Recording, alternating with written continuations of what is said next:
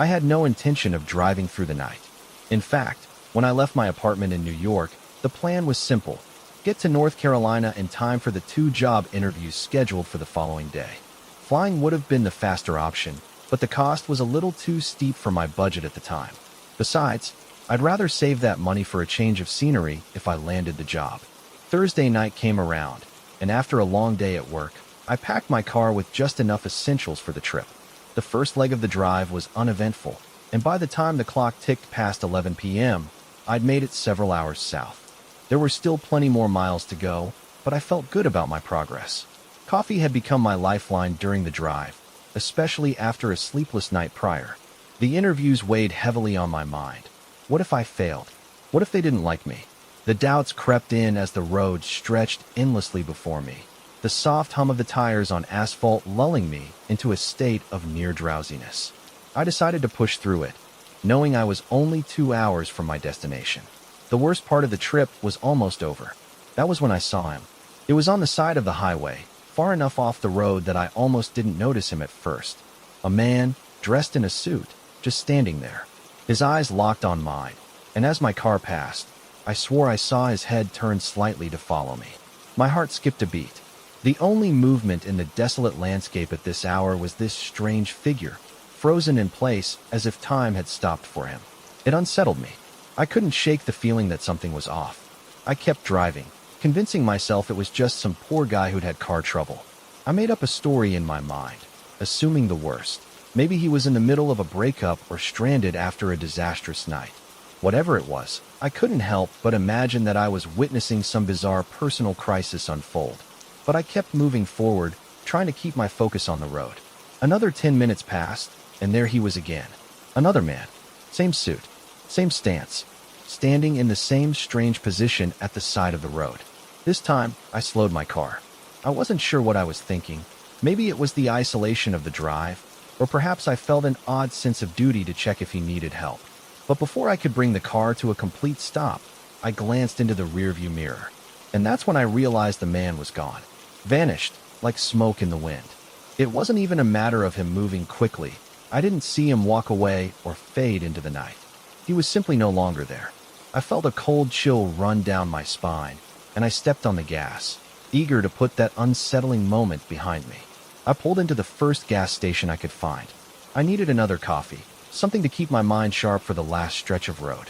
As I sat in the parking lot, sipping from the cup I'd just bought, I looked out the window, and there, under the glow of the street lamp, was the same man in the suit.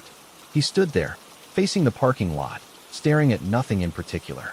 It was the same unsettling presence that had made my heart race earlier, but now I was fully awake. I froze. I wasn't sure if my mind was playing tricks on me. My exhaustion was certainly getting the better of me.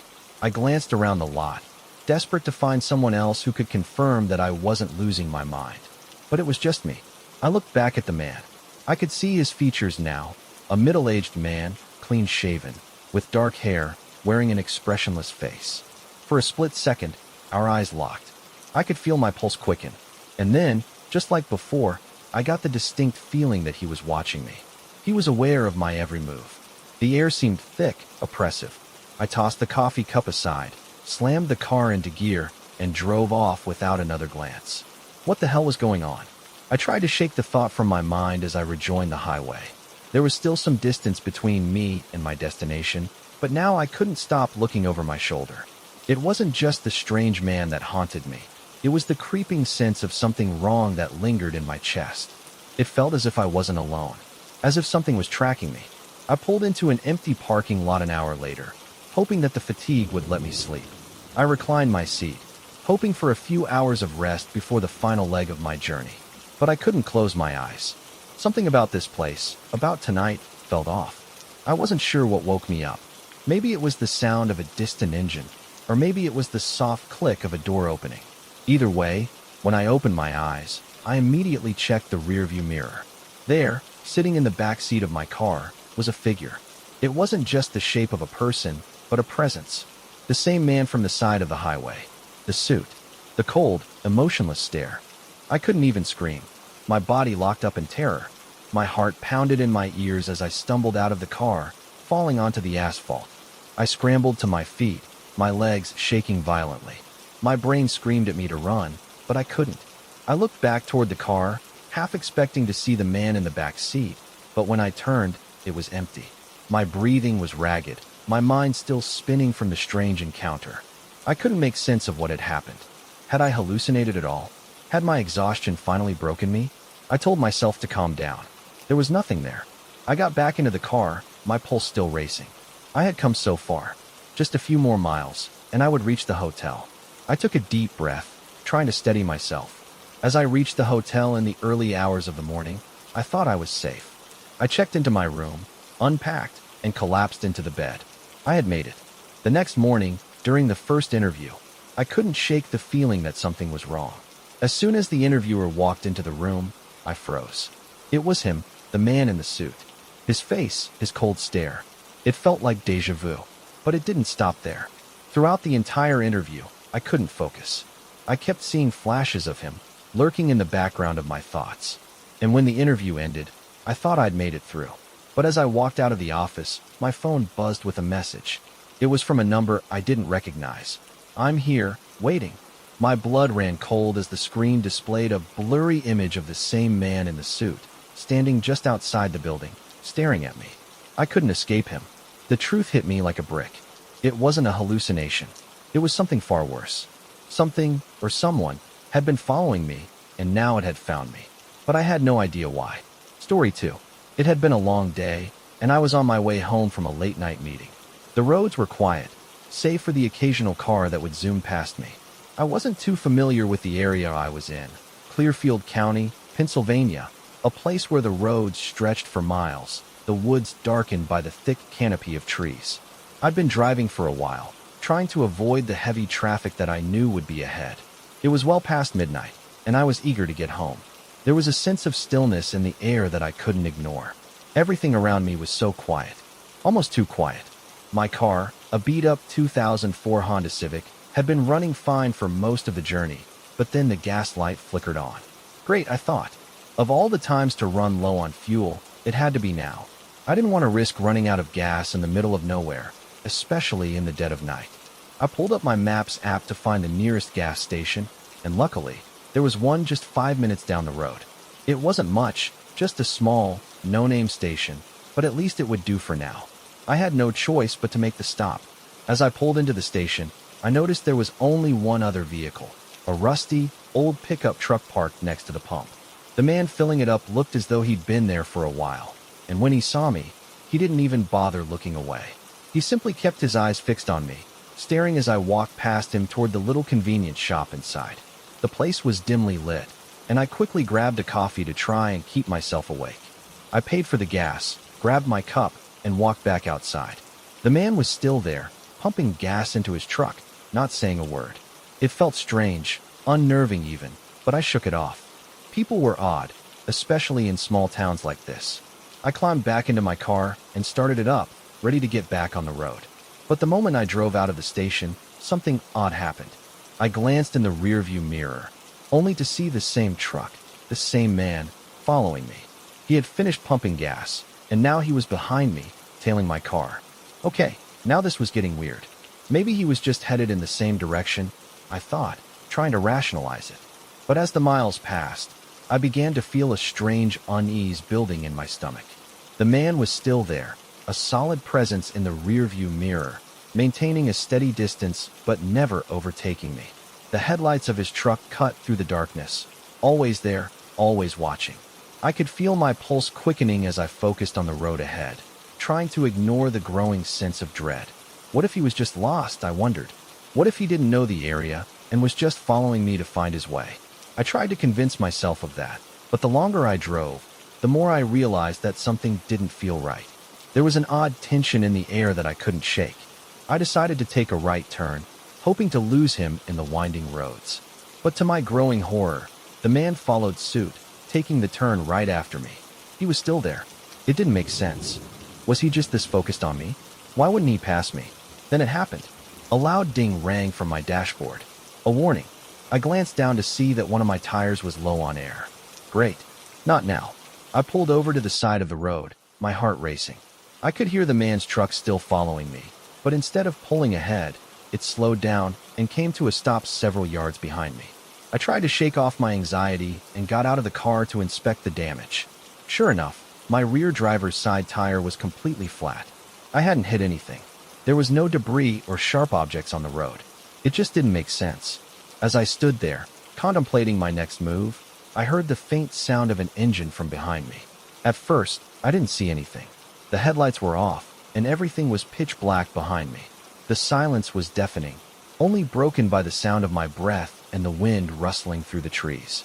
Then, the truck's engine roared to life, but the headlights stayed off. I froze. I knew it wasn't just coincidence anymore.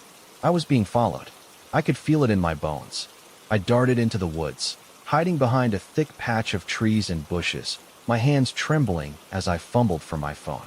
My heart pounded in my chest, and for a moment, all I could do was listen to the truck's engine getting louder as it neared. I managed to call 911, whispering my location and explaining the situation to the dispatcher. She was calm and asked me several questions. Was I in immediate danger? Did I know if the man was armed? Before I could respond, the engine went silent. I held my breath, trying to hear anything through the bushes, my phone pressed tightly to my ear. The dispatcher urged me to remain hidden and to call back if anything escalated. My eyes stayed fixed on the road, scanning for movement, when suddenly I saw the truck's headlights reflect off the trees. It was the same pickup, slowly pulling up beside my car, then stopping. I couldn't believe it. It was right there. I heard the man yell, "Need some help?" His voice was calm, almost too calm. I didn't answer. My pulse was racing, and I knew I had to stay quiet. I could hear the man getting out of his truck, footsteps crunching on the gravel as he moved around the vehicle. I knew I had to act. There was no way I was going to let him get any closer. I looked for the nearest escape route and saw a passing car down the road, slowing down as it approached. I took a chance and jumped into the road, waving my arms frantically. "Help!" I screamed. He slashed my tire. I don't know him. The car slowed down, and the driver, a man, rolled down the window. He looked at me with concern, then at the man with the pickup truck, who was now standing on the side of the road, trying to distance himself from the situation. The stranger in the passing car looked at the man and then turned back to me. "Are you okay?" he asked. The man from the truck opened his mouth, but the stranger wasn't having it. "Get away from her," he ordered, his voice firm. The pickup truck driver immediately started backing up, clearly trying to flee. Without warning, he sped off, disappearing into the night. The man in the passing car quickly came over to check my flat tire, offering to help. I told him that I had already called for roadside assistance, so I didn't need a ride into town. He was kind enough to wait with me until the police arrived. We talked briefly about how dangerous it had been and how thankful I was that someone had stopped to help. When the police arrived, they took my statement. They went to the gas station to review the footage, but they never found anything suspicious about the pickup truck driver. The officer assured me that it was just a weird coincidence, but I couldn't shake the feeling that I had narrowly escaped something far worse. But here's the twist. I received a call a few weeks later from an unknown number. It was a police officer, and he was asking me questions about that night. He mentioned something that chilled me to the bone. "The man who helped you. We ran his license plate, and it turns out he doesn't exist. We can't find any records of a person driving that car." I couldn't breathe. The man who had helped me? The one who had saved me from the man in the truck? He wasn't real. I didn't know what to believe anymore. Story 3. I was looking forward to my winter break. As a teacher, I was used to long stretches of time off, but the thought of spending it at my boyfriend Todd's place was especially exciting. I'd been teaching hard all year, and a week away would be just what I needed to recharge. The only issue was the drive. I didn't live in the same state as Todd, and the weather was never predictable, especially this time of year. The forecast called for heavy snowstorms, but I was determined to leave a day early, hoping to beat the worst of it. It was a Friday night when I began the drive. My car, a 2009 Hyundai Sonata, wasn't exactly built for winter weather, but I figured it'd get me there. After all, I had driven in snow before. I just needed to take it slow and steady. As I made my way further north, the roads grew more treacherous, the snowflakes growing heavier with each mile. By the time I hit the outskirts of Todd's town, it was already snowing hard. Visibility was poor, and the roads were slick. I was still about an hour away from his place, but I had to be honest with myself. I wasn't going to make it in this weather. The snow was coming down fast, and the roads were becoming increasingly dangerous. I pulled into a small diner to get some food and figure out my next move. Inside, the warmth of the diner felt like a relief. The cozy atmosphere made me forget about the icy roads for a while. I ordered a sandwich and coffee, hoping to get a bit of energy before figuring out where I could stay the night. As I sat there, eating, I started talking to the waitress, who gave me a heads up that the roads ahead weren't getting any better. She recommended a few motels nearby, but after a short conversation, I noticed a man sitting at the bar who had been listening in on us. He was older, probably in his mid-50s, with a scruffy beard and a slightly crooked nose, though he wasn't unpleasant to look at. He spun in his chair and told me that there was a motel just up the road, only 5 minutes away. He assured me it was nice and cheap. I didn't see any harm in taking his advice, especially since the snow was making it harder to continue driving safely. I was tired, and my patience was wearing thin. The man introduced himself as Toby, and he told me he came up here often for work. He didn't seem like the type to engage in small talk at first, but after a few more exchanges, I felt a little more comfortable. He even offered to pay for my room, but I politely declined. It wasn't that I didn't trust him, it was just the polite thing to do. I finished my coffee and left the diner, making my way to the car. I followed Toby's directions and drove the 5 minutes to the motel. It was small and didn't look like much, certainly not the place I would usually stay, but it was my only option at the time. The parking lot had only a few cars, and the whole place seemed almost deserted. After I checked in, the clerk handed me a key to one of the downstairs rooms. The room itself was nothing special, a queen-sized bed, outdated wallpaper, and cheap red carpeting. But it was clean, and I was too exhausted to care. I dropped my bags, locked the door, and made sure the windows were shut tight before settling in. I tried calling Todd to let him know I was safely at the motel, but there was no reception. The area was clearly too remote for a solid connection. So I FaceTimed him instead, but the connection was terrible. The picture would freeze every few seconds, and the audio kept cutting out. Frustrated, I gave up on that idea. I decided to grab a few things from my car before the snow piled up too high outside. I threw on my shoes, stepped out into the cold, and locked the room behind me. When I got to the parking lot, I noticed there was a new car parked in the lot, one I hadn't seen before. It was a silver sedan, and someone was sitting inside it. But before I could focus on it too much, I brushed it off and went inside to grab the Wi-Fi password from the front desk. The clerk barely looked at me as I came in and handed me the password. It didn't feel particularly warm or welcoming, but I took the slip of paper from him and headed back to my room. The cold air hit me in full force as I walked back through the snow, but I was so ready to get out of the cold that I hurried inside and locked the door behind me. Once back in the room, I tried connecting to the Wi-Fi. It took a while to get a good signal, but after some fiddling, I managed to get through to Todd. We started texting back and forth as the minutes passed. Then, just as I was reading one of his messages, I heard a faint noise coming from the bathroom. My head snapped toward the bathroom door. Had I left it open? I didn't remember doing that. I froze. The door was slightly ajar. My heart started to race. I wasn't imagining things, was I? I texted Todd about what I'd heard, and I felt the panic rising in my chest.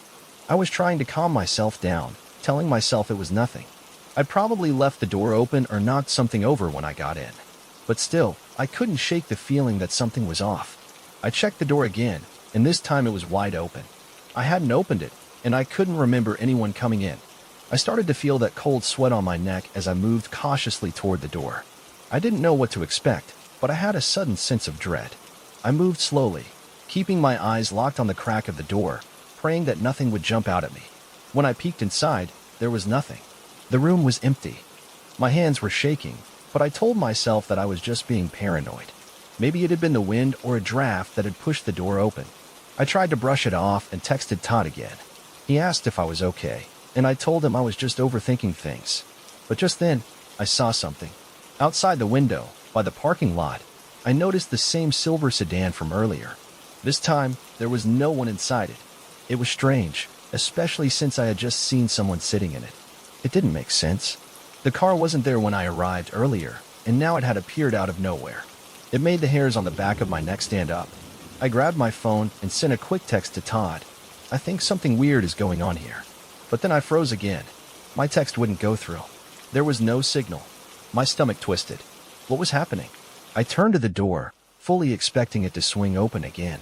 but it didn't. I walked over to it and locked it. Then, I heard footsteps outside, soft, deliberate, almost slow. Someone was walking by my door. I held my breath, hoping they wouldn't stop. But they did. The footsteps stopped right outside my room. Then, a knock came at the door. I didn't move. Another knock came, louder this time. I didn't know what to do. I couldn't let anyone in, not without knowing who it was. I didn't respond. The footsteps faded, and the sound of someone walking away echoed down the hall. My pulse was racing. I didn't know who that was, but I knew I wasn't going to open that door. I waited for a while, too scared to sleep. It wasn't until the early morning hours that I felt even remotely safe enough to close my eyes. But something was still bothering me. The next morning, I checked out, feeling paranoid and shaken. When I walked out into the parking lot, I looked around at the cars. The silver sedan was gone. It was as if it had never been there.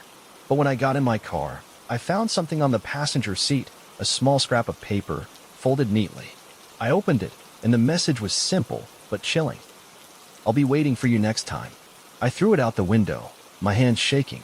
As I drove away, I couldn't shake the feeling that I was being watched.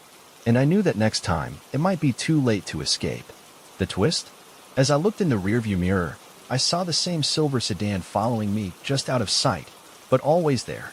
Whoever had been at the motel wasn't finished with me yet.